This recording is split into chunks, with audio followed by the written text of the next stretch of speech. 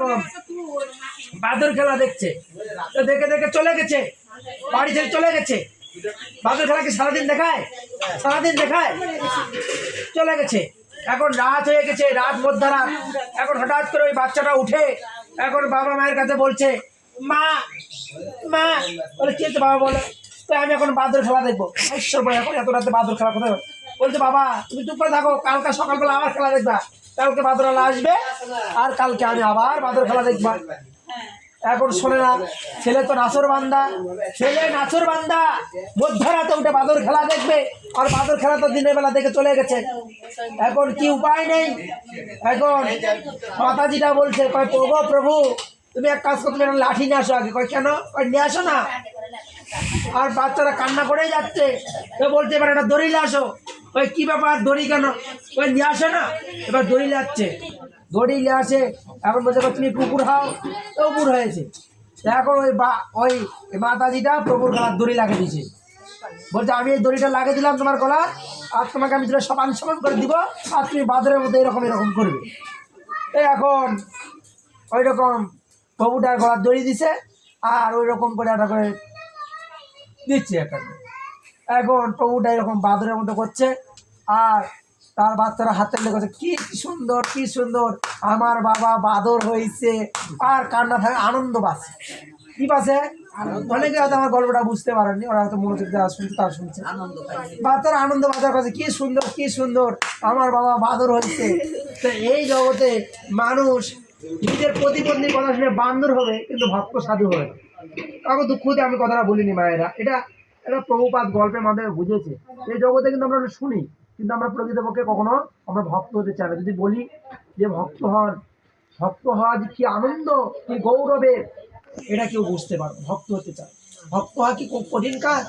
আপনি গৃহে থাকুন, মনে থাকুন, আপনি যা করেন ভগবানকে ভোগ দিয়ে প্রসাদ খান, আপনি হরিনাম জপ করেন, ভগবানের জন্য রন্ধন করেন, আপনার স্বামী সৎ পথ দিয়ে উপার্জন করবে, সে অর্থ নিয়ে আসে ব্যয় করে ভগবানের সেবায় লাগাবেন, ছেলে মেয়ে সবাই সংসারে গিয়ে গোবিন্দকে ভোগ দিয়ে গোবিন্দের মহাপ্রসাদ গ্রহণ করবেন, দিন রাত গৃহে ভোজন হবে।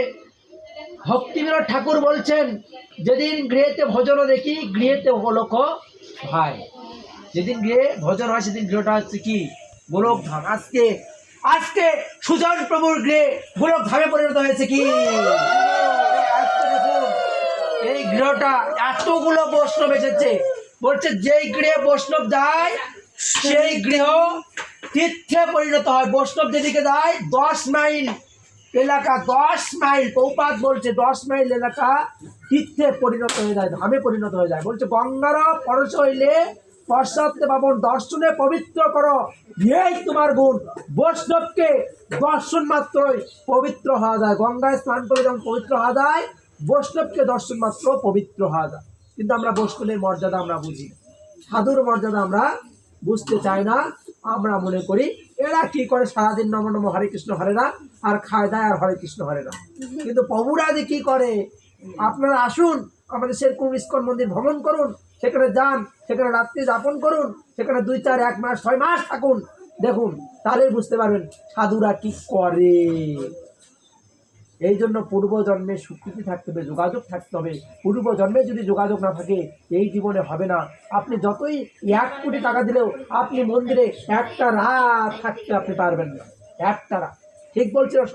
ঠিক বলছি? পারবেন। এই জন্য আমাদের কলিযুগের মানুষের মন্দ গতি, মন্দ ভাগ্য। আমি আর কতই বলবো, মন্দ ভাগ্য, মন্দ গতি।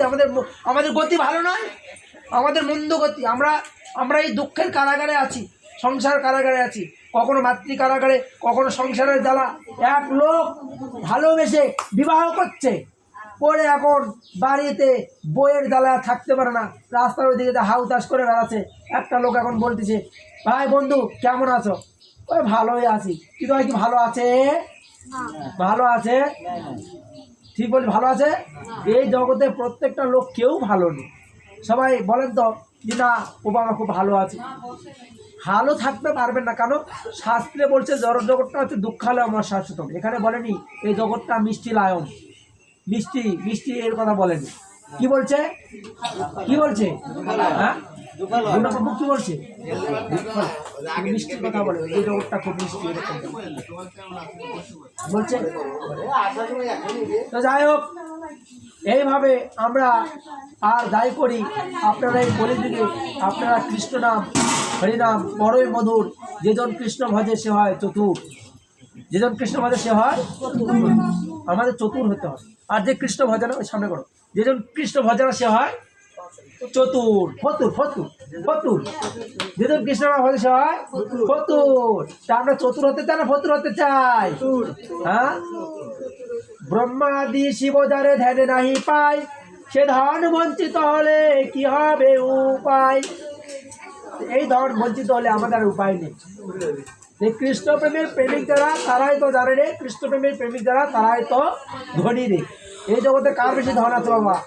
এই যে গোসাইপাড়া আমি যখন আসি, বিরাট বিরাট বাড়ি, বিরাট বিরাট দেখি। তাহলে বড় বড় বাড়ি গাড়ি ব্যাংক ব্যালেন্স থাকলে কি ধনী বলা যায় বাবা?